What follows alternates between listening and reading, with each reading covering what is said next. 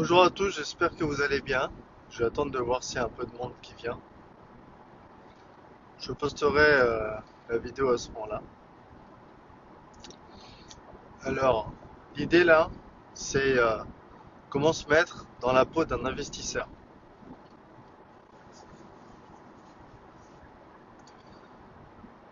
Ça va aborder plusieurs thématiques. Il va y avoir la psychologie pour investir ce qu'on a.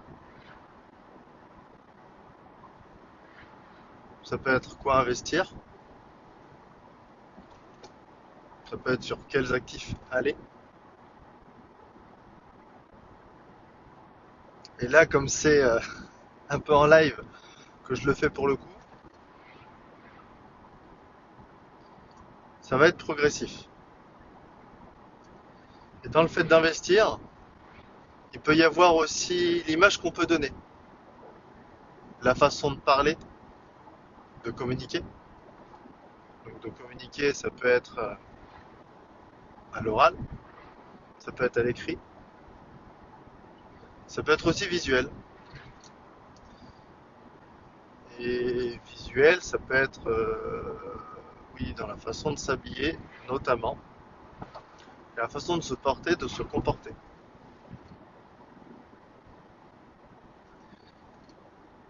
Alors, je vais entamer ce premier point,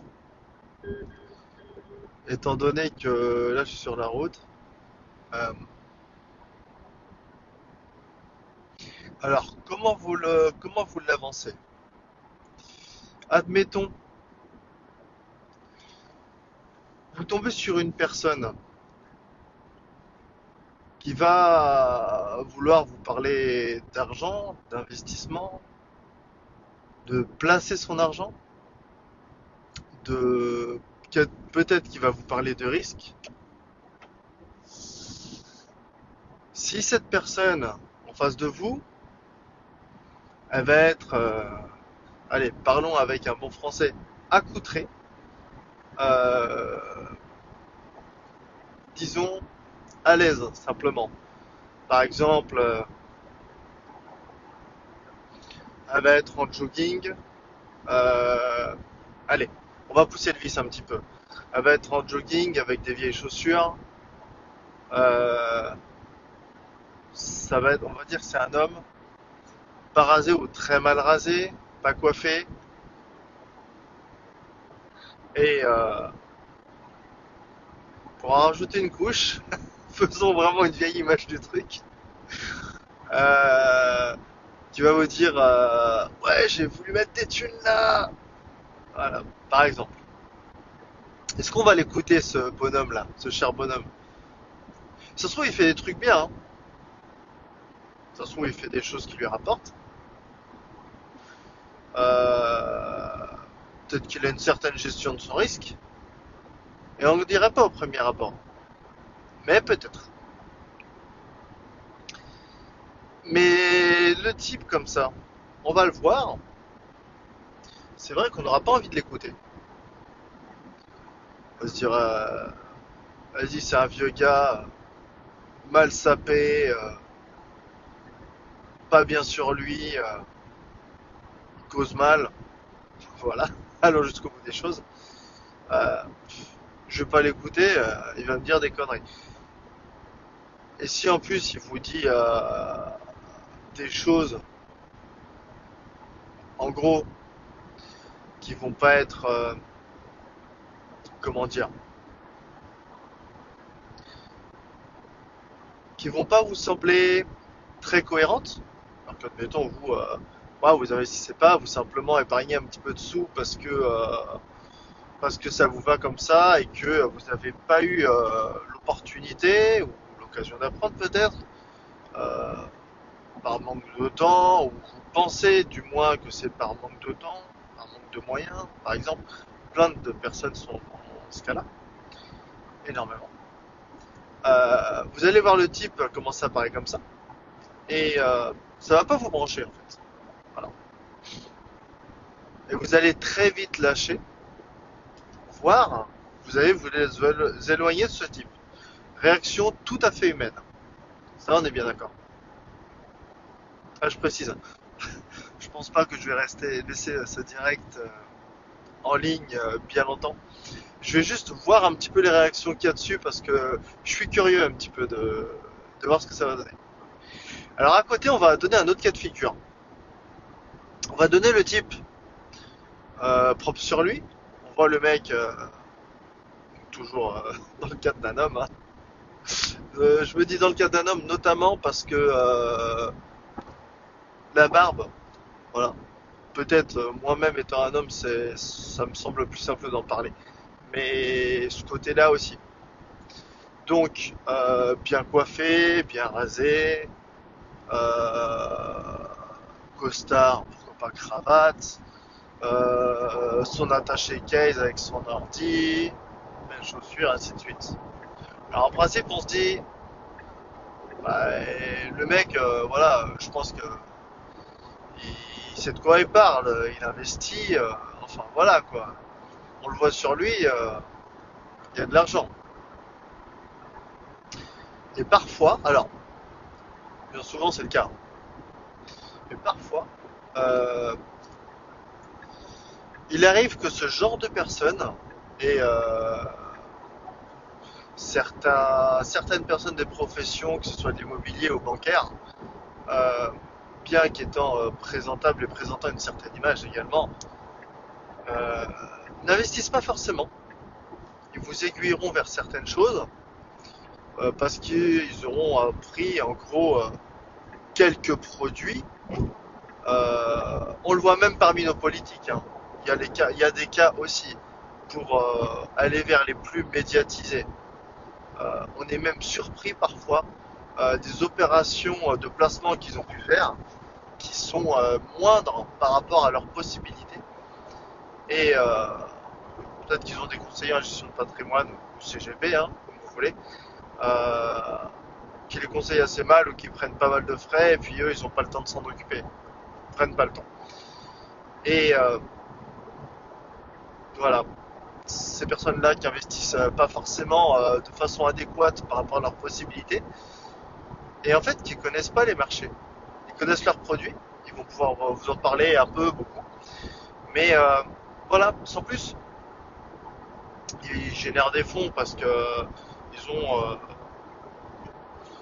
dans, je pense qu'on peut dire une majorité de cas, euh, un bon job, ou un job qui apporte des moyens assez suffisants pour se permettre d'investir, mais ils préfèrent, alors là, ça, attention, hein, parce qu'il y a un cliché là-dessus, ils préfèrent aller cramer leur argent, faire la fête, des sorties, euh, des voyages, mais pas forcément investir.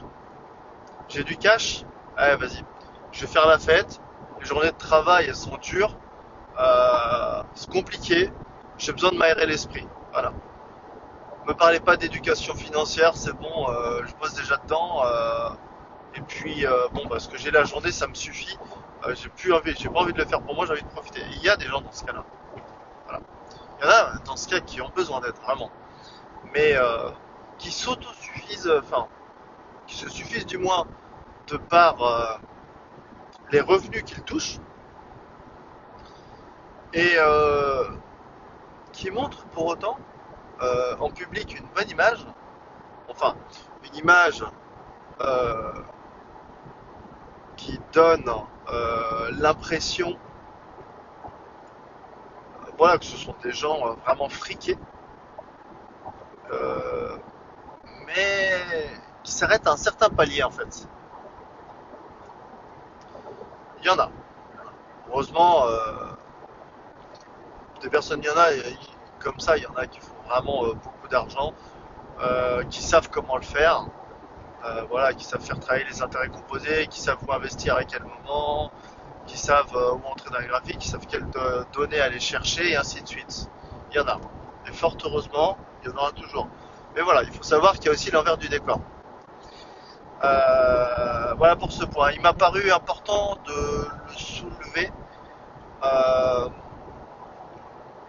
par rapport à des choses que j'ai déjà vues, voilà, certains regards de personnes envers d'autres, de par l'image donnée, sans chercher à aller creuser le sujet. La psychologie dans l'investissement, elle est super importante. C'est aussi ça qui vous fera réussir. Il faut y penser.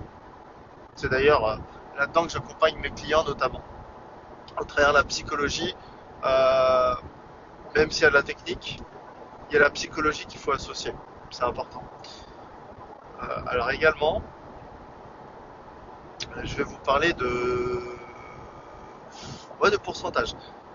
Alors, pourcentage du capital, en fait, ça va dépendre en gros de ce que vous faites bien souvent, on va dire, de votre salaire. Ça peut être d'autres sources de revenus que vous avez. Et dans ce cas, ça va être de comment, quel pourcentage vous mettez où et pour quelle raison. C'est un truc qui est super important à penser parce que si vous avez déjà fait vos projets d'avenir, que vous êtes pardon, au clair là-dessus et que vous avez